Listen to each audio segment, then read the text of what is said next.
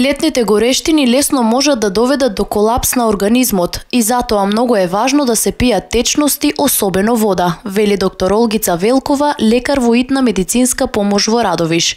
Таа вели дека пред се најмногу треба да внимаваат повозрасните лица, но и хронично болните, кои навреме треба да ја препишуваат својата терапија кај матичните лекари.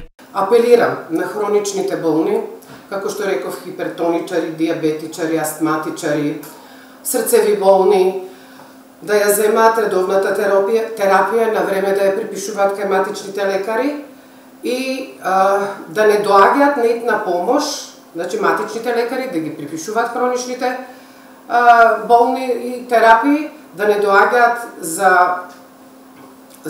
лекарства тука на итната помош, а тука сме ние за итната помош, не така. Баналните случаи, оние редовните што се, да си ги згрижуваат тие, а ние сме за тешките случаи, за да можеме да интервенираме таму кај што треба. Доктор Велкова вели дека со покачувањето на температурите се зголемува и бројот на повици во итната медицинска помош, каде најчесто луѓето се јавуваат за совет како да се заштитат од летните горештини. Според неа, на децата освен вода треба да им се дава многу овошје, зеленчук и овошни сокови.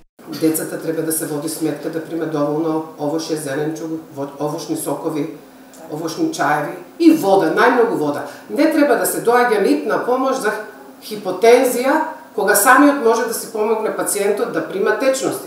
Значи, ако прима вода, бистра вода, пивка, повеќе пати во текот на денот, тој ќе го обскрби телото со течности и не би доаѓало до колапси, што е многу честа појава за време на летните горештини и летните денови. Невнимателноста при изложување на сонце и незаштитувањето на организмот може да доведе до сериозни последици, не само за организмот, туку и за кожата, вели доктор Велкова.